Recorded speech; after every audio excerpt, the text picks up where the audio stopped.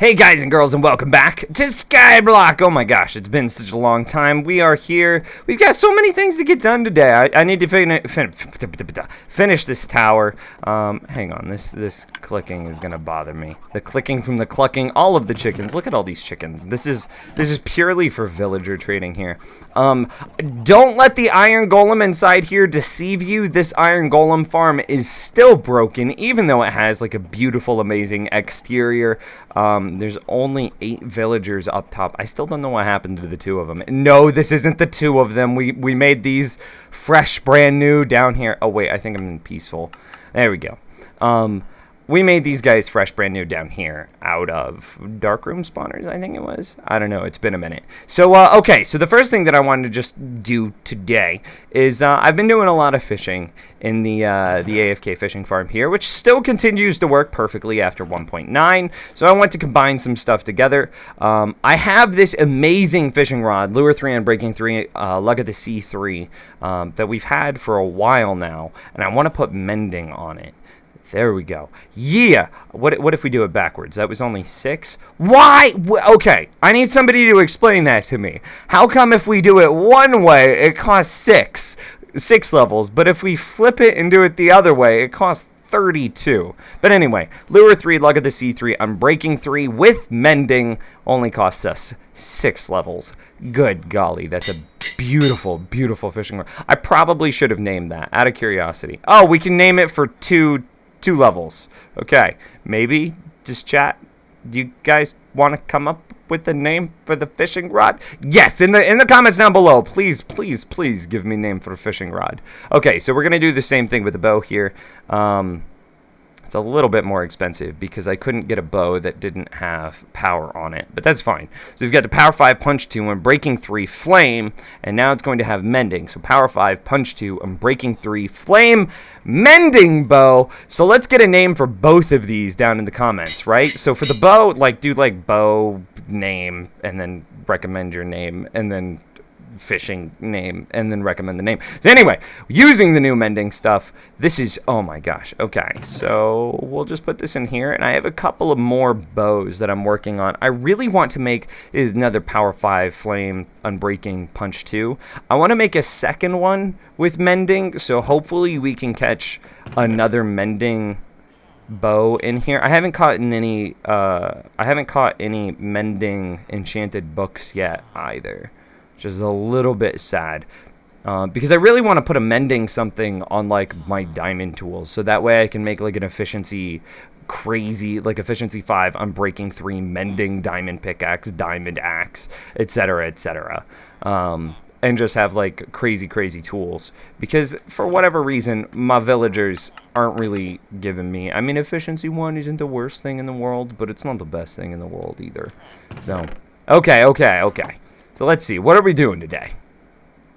Well, I really want to get these 2 villagers breeding, but to be able to do that, like I've been sitting here thinking about it, and to be able to get these 2 guys breeding in like a way that's not just going to have a bunch of tiny villager munchkins running around destroying everything and making everything sticky like children do.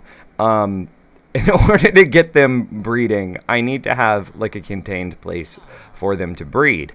And in order to have a contained place for them to breed, I need to finish this tower. So I think that's what we're going to work on today. Oh, hey, wait. Before we do that, I want to try one thing real quick. Real quick, right? Okay. So this iron golem farm, oh God, this is so sketchy. This iron golem farm still isn't working, and for whatever reason, it's because these 2 villagers disappeared, which only left us with the 8 villagers on the side. I think it was still just a carryover from like the villagers glitching into the wall. I'm not 100%.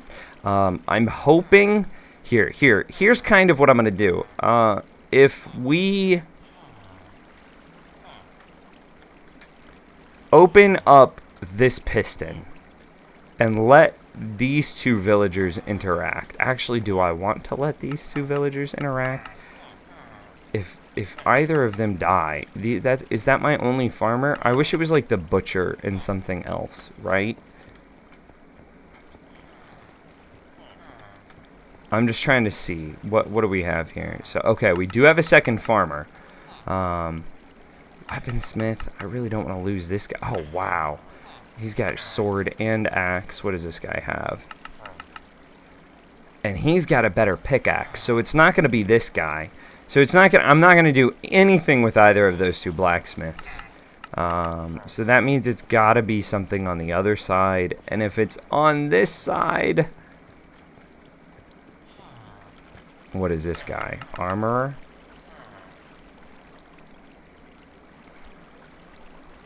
That seems really good. How about, okay, 16, that's divisible into 64. So here's what I'm going to do, is I'm going to buy 4 diamond chess pieces, which should hopefully last us the rest of the game, right? And then I need 1 more. Oops. So it should last us the rest of the game. Even if we combine them together, 2 unbreaking 3 chess pieces should last us the rest of Skyblock, right? Unless I do a bunch of dumb stuff, like climbing 1 block wide staircases and then jump off the edge. Okay, so if we buy all this, then we can release him, and they can then breed together. See, okay, so now I've got all the unbreaking. We release... No, okay, wait. So what I'm going to do is I'm going to save my world. Wait, did he just get something new? No, okay. So I'm going to go save my world real quick. So I'm just going to make a backup. And then I'm going to open up this piston. And then I'm going to let these 2 guys breed. Okay, so the world has been backed up. It's now nighttime. So let's go ahead and open this up. Why didn't that move? Well, they can't get through here, right? Why didn't that move? Oh.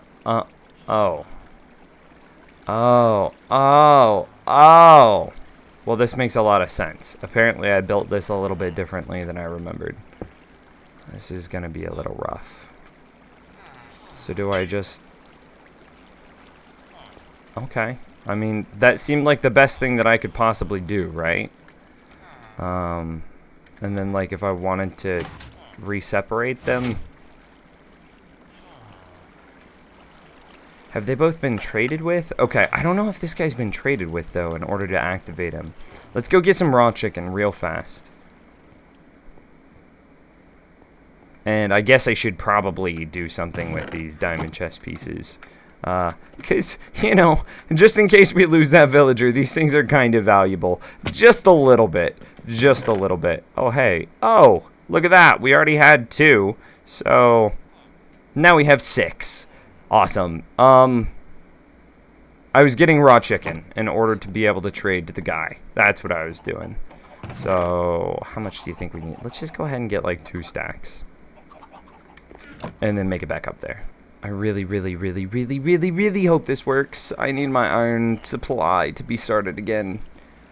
Okay. The butcher. Somebody in there's got hearts. I saw it. I saw it. Did you see it? Because I saw it. Okay. It doesn't look... It didn't... Yeah, he didn't reset, but that's okay. Like... I could probably force him to reset by buying something. Why would you ever buy cooked chicken when he sells the exact same amount of raw pork chop, which is a better food source? I can't see in to see if they have a baby. Can I, like, do some cheaty things? Like, can I spin my camera in there? Oh, I can. I don't see a baby. Do you see a baby? I don't see a baby. No babies. Okay. Well, disappointing. I need you two to get on the baby making. Anyway, while they make them babies, we need to work on said tower. Alright, ladies and gents, this is probably going to look really strange because we are no longer in Skyblock. We are in one of my redstone test worlds. One of them. One of many. Over here, you can see this is where I kind of figured out how we were going to be building the iron golem tower monument thing.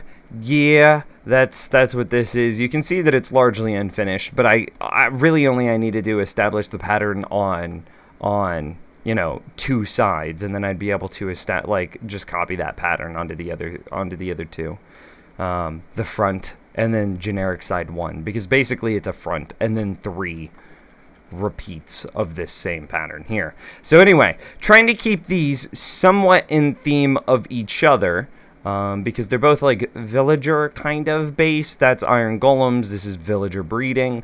So I want them to look similar, and they are facing across from each other. So like I like how this like front canopy thing looks. I'm not exactly sure what you'd call this, but I like how it looks. And I think it'll be really cool being able to look out and then see the other one across the way. But this is about as far as I've gotten. I was like, this is the most interesting part of the building process. It's the designing it, right? Because like gathering all the resources and actually putting it together is relatively boring. So I'm trying to figure out what we're going to do with this. Okay, so to get you caught up on like what I've done so far, obviously this, and then in the very back, there's an elevator that's going to go in. And this elevator, it's kind of, yeah, you guys should recognize it. It's good. It's good. Yeah, this is going to be the villager breeder that I'm going to be using. So here's our two, like, mommy-daddy villager.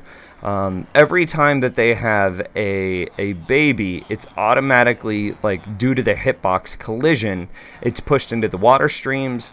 The baby then funnels down right to here, and you can see there's 2 or 3 of them in there already. Once it hits adulthood, it then swims up, gets caught into this water, which we don't have to drop them right here. From this point, we can put them literally anywhere we want. We could, I mean, just using water streams, we could ferry them to, like, far lands and back, theoretically. So this is what we're going to be using. So I need to figure out how to get this set up in a way that we can get, like, a bunch of villagers inside of this using this design, and then there's just the rough mock-up on the elevator, and then this guy needs to be down here in order to trigger our doors into thinking that we have too few villagers in order to cause the mommy daddy villager to keep breeding. Before we even get started with building, I have to figure out how many villagers we're actually going to be storing. I don't want to be like, oh man, we're missing that villager, and I also don't want to be like, we have way too many villagers. These are all just, you know, I'm only using the same 3 over and over. So I've got in my second monitor here, I have pulled up the villager trading sheet. So I see that obviously the first one that we need is the farmer, because he does wheat, potatoes, carrots, pumpkins, melons. He does pretty much everything. So we have to have the farmer. That's one of the best trades that we can get. Then obviously we have to have a librarian, because that is the paper trade. And that's how we're going to be using our sugarcane farm. It also has the book trade. It also has enchanting trades.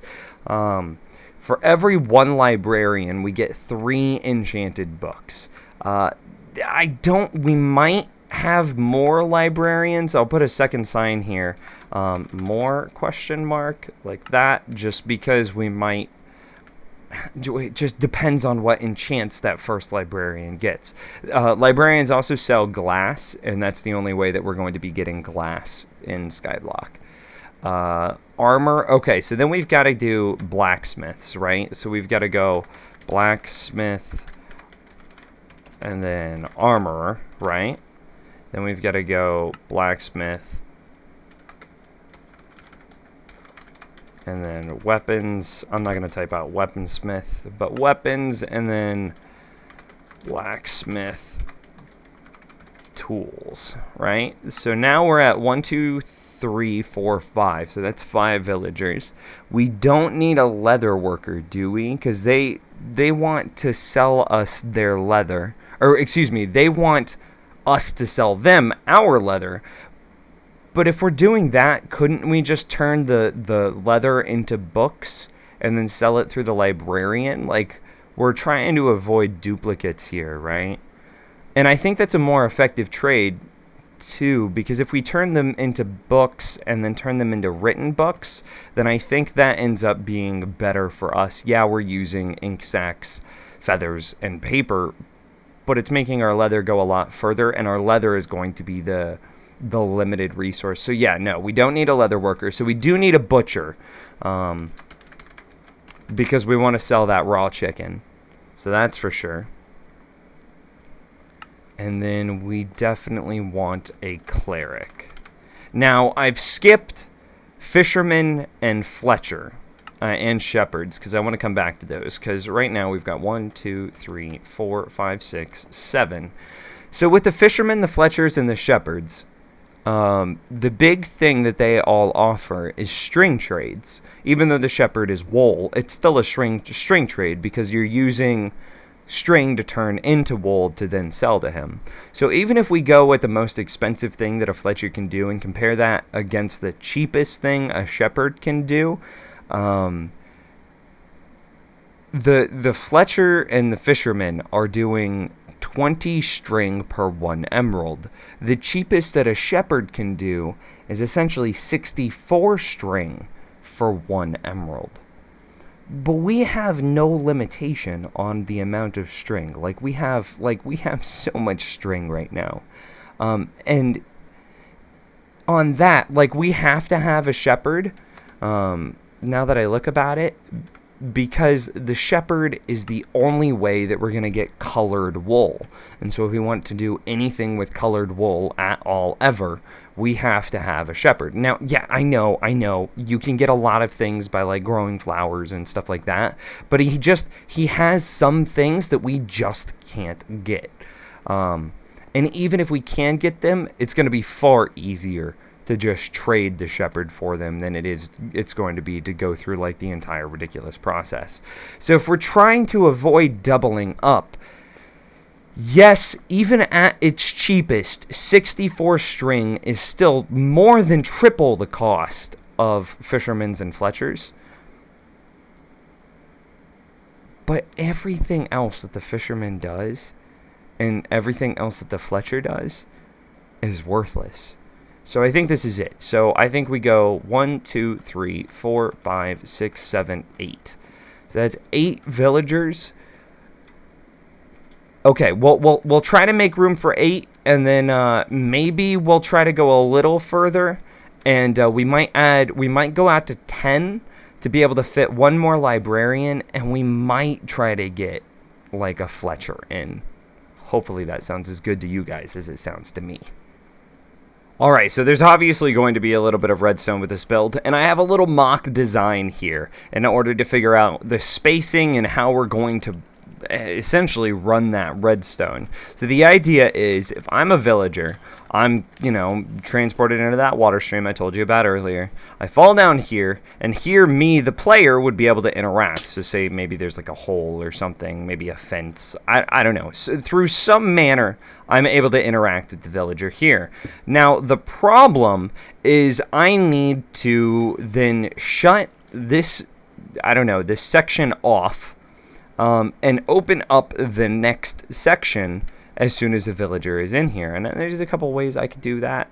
I was thinking about maybe running a lever. So I've got a little bit going on here. So I could put a lever here, and then now this is closed, and now I need to do something with this. So then the water starts, right? And now the next villager would get dropped, say right here or wherever it happened to be. It's all irrelevant. And I think this could technically be 1 closer, right? Could it be 1 closer than that? I don't know. Hang on. Let's see. Because spacing is also important if we're going to be trying to fit 10 villagers in here. It looks like I could go 1 closer. No, it couldn't be 1 closer because then if I had the next water supply right here, it would overlap, so it won't work because I have to be able to have a sign right there, right? So this is as close as it could be, so that's good. We got that figured out. Woohoo! Yeah. So then the next thing that I got to get figured out is how to do this system, basically what I just did with levers, automatically. So I could put a lever down here, but I'm thinking actually if we just detect the villager via pressure plate, and then we put like, let's say put the villager on top of a redstone lamp. As soon as the villager... No, because well, no, actually it doesn't matter because monsters can no longer spawn on pressure plates. See, so as the villager lands in here, it'll light up, so we don't have to worry about monsters. And so that's good. Then we can easily take... I forget. Does that work? I don't think it does. Yeah, probably not. We should be able to take that signal and do something with it, right? So we could say, like, bring it... This is what I needed. We could say bring the signal up like this, like that, and then that's going to cause a double pulse. So we're going to destroy it and then replace it. And now, if I'm a villager, you see it gets closed. And then if I kill the villager, and I probably will be killing the villagers, right? I'm probably not going to, like, I don't want to just drop them out of the world. I'll probably just kill them. Although I could drop them out of the world. I could. See, what if we do... Okay, so if I wanted to drop them out of the world, we have to make this a little bit wider. And is that going to interfere with this? It would have to be detected via tripwire.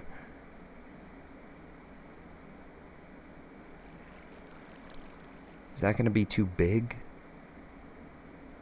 It feels like that would be too wide, because this would all have to be 1 block wider, which means wherever this hole is for this villager, right? So if he's standing right here, his walls are going to be right here, and see, then they're going to share the tripwire hook. Which means detecting them that way isn't going to work. And then if I do like a vertical tripwire hook, or not vertical, but if I do a forward tripwire hook, it's not going to really work either. Is there a way that I could detect him via redstone?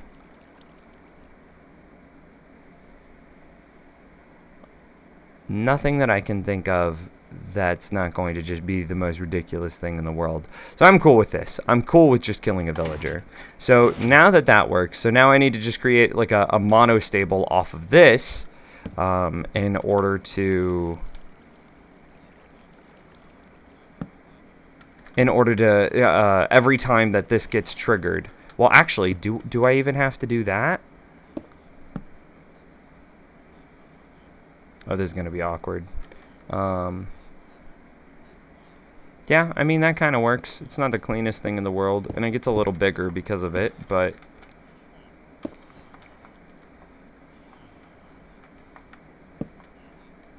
Does this work? Okay. And then as soon as he leaves the pressure plate,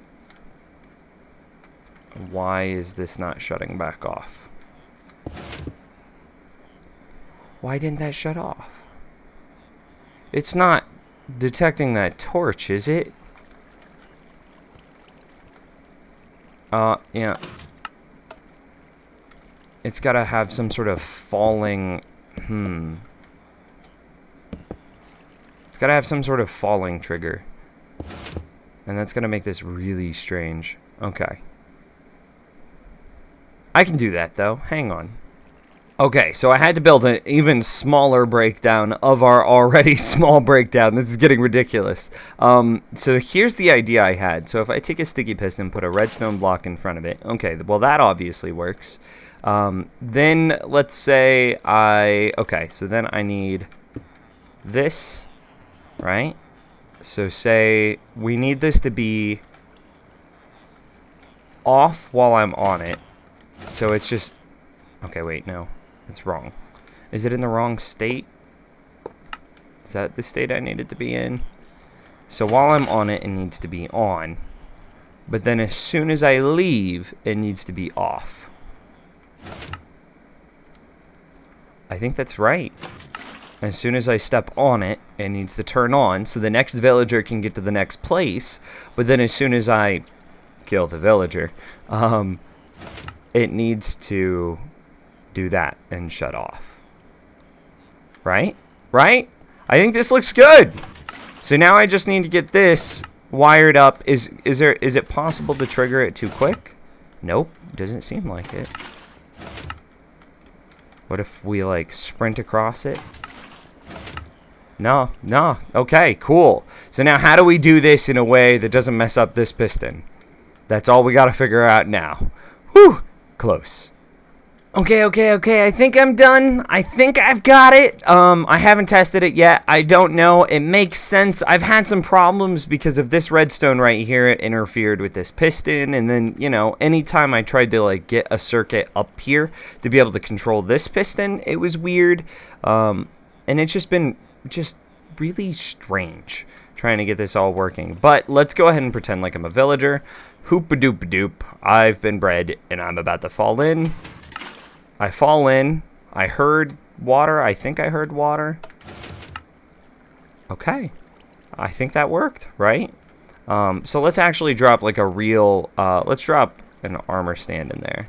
Armor stands are affected by water, right? Oops. If I could click. There we go. Armor stand, do your thing. And then if the villager is killed, I think we got it, ladies and gents. I think that looks really good. It's a little bit bigger than I would like. So I guess, I mean, this has kind of got to be the end of the episode. We've been through, like, we've got a lot of stuff figured out, but we haven't actually built a whole lot. So we're going to be building a lot in the next episode. But if you guys have a better way of doing this redstone, upload it to Imgur and then post it in the comments. And don't forget to name the bow and the fishing rod as well. Anyway, thank you guys again for watching. And this has been Skyblock, even though we've barely been in Skyblock. I'll see you guys soon. Bye.